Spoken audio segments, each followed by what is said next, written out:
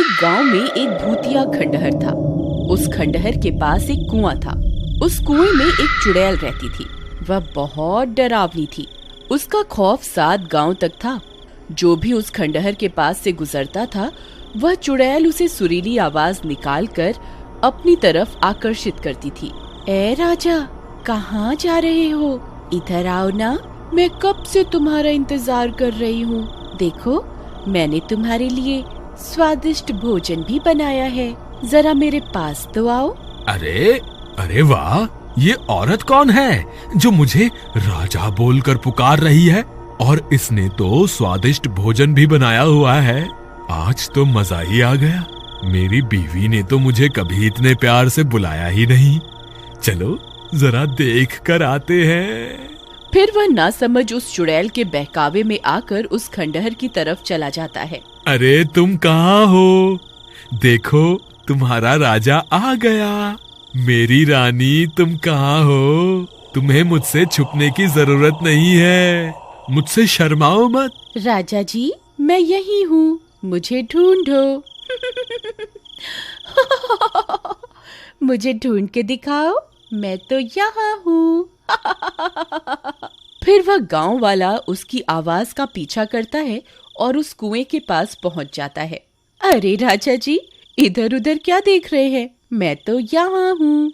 अरे यार, ये आवाज तो यहीं से आ रही है, लेकिन ये औरत दिखाई क्यों नहीं दे रही? अरे मेरी रानी, तुम कहाँ हो? देखो, मैं आ गया। अब मेरे सामने आ जाओ। देखो, मैं यहाँ नीचे छुपी हुई हूँ, मुझे ढूंढो। आवाज तो इसी कुएं से आ रही है। लगता है ये इसी कुएं में छुपी हुई है। धप्पा! देखो, मैंने तुम्हें ढूंढ लिया। फिर वह नासमझ उस कुएं में झांकने लगता है। तभी उस कुएं से एक खूनी पंजा बाहर निकलता है और उसकी गर्दन पकड़कर उसे नीचे की तरफ खींच लेता है। अरे मर गया रे! ये क्या चीज है? हे भगवान, मुझे बचाओ! अरे मर गया रे! आए! तुम कौन हो? मैं तो अपनी रानी की तलाश में यहाँ आया था। हे भगवान, मैं ये कहाँ फंस गया?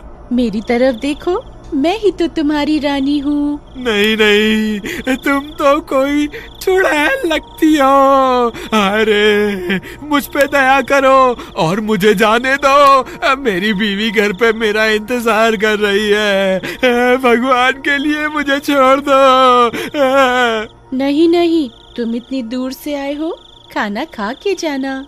अरे वाह, लगता है ये कोई अच्छी चुड़ैल है। मैं बेकार में ही घबरा रहा था। जी जरूर, खाना खा के ही जाएंगे। वैसे चुड़ैल जी, आपने खाने में क्या बनाया है? अभी तो खाना बनाना है। अच्छा, तो क्या प्याज काटने में आपकी मदद कर दूं? नहीं, उसकी क्या जरूरत है? यहाँ कोई गैस चूल्हा तो दिखाई नहीं दे रहा। आप खाना कैसे बनाएंगी? खाने को बनाने की क्या जरूरत है, ऐसे ही खा जाएंगे। अच्छा, वैसे आज खाने में है क्या? तुम्हारा सर। अरे मर गए रे! ये तो मुझे ही खाने की बात कर रही है। हे भगवान, ये आज मैं कहाँ फंस गया? आज रात के खाने में मैं तुझे ही खाऊंगी। इतना बोलकर वह चुड़ैल कुएं में बनी गुफा के अंदर चली जाती है। फिर रात होने पर, देवर जी, इतनी रात हो गई, ये अभी तक घर नहीं आए। मुझे तो इनकी बहुत फिक्र हो रही है। भाभी, आप घबराइए मत, मैं अभी जाकर भैया को ढूंढ कर लाता हूँ। फिर महेश अपने भैया की तलाश में इधर उधर भटकने लगता है। रामू भैया, आप कहाँ हैं? रामू भैया, क्या आप मुझे सुन पा रहे हैं? यहाँ तो रामू भैया का कोई नामो निशान नहीं है। अब उन्हें कहाँ ढूंढूं? फिर उसकी नजर उस कुएं के पास पड़े गमछे की ओर जाती है। अरे, ये तो भैया का लगता है। कहीं भैया इस कुएं में तो नहीं गिर गए? अरे मर गए रे! ये तो वही भूतिया कुआं है जिसके बारे में लोग बातें किया करते हैं। हे भगवान, अब क्या होगा रामू भैया का? फिर वह जोर जोर से अपने भैया को पुकारता है। रामू भैया, आप कहाँ हैं? क्या आप मुझे सुन पा रहे हैं? अरे ये तो मेरे छोटे भाई की आवाज है। लगता है वो मेरी तलाश में यहाँ आया है। अरे वाह, ये तो मजा ही आ गया। ये शिकार तो खुद ही यहाँ चल कर आ गया। चुड़ैल फिर से अपनी सुरीली आवाज निकालती है। आओ राजा जी, मैं कब से आपका इंतजार कर रही थी। जल्दी आइए, मैंने भोजन भी बनाया हुआ है। अगर देर हो गई तो भोजन ठंडा हो जाएगा। अरे ये मधुर आवाज किसकी है?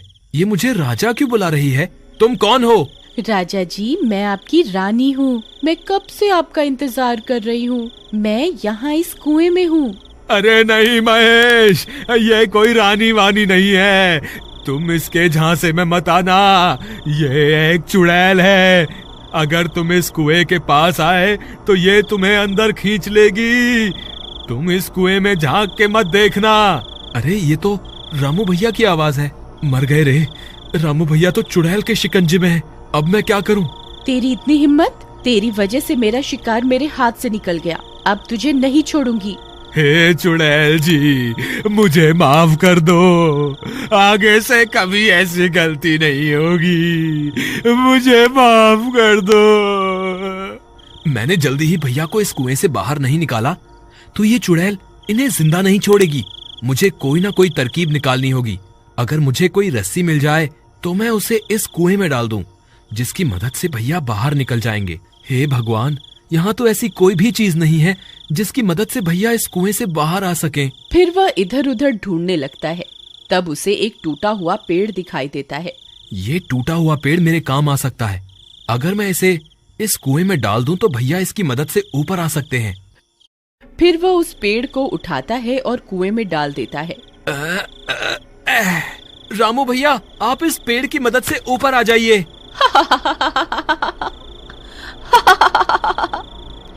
तेरे नासमझ भाई को क्या लगता है मैं तुम्हें इस पेड़ पर चढ़कर इस कुएं से बाहर जाने दूंगी?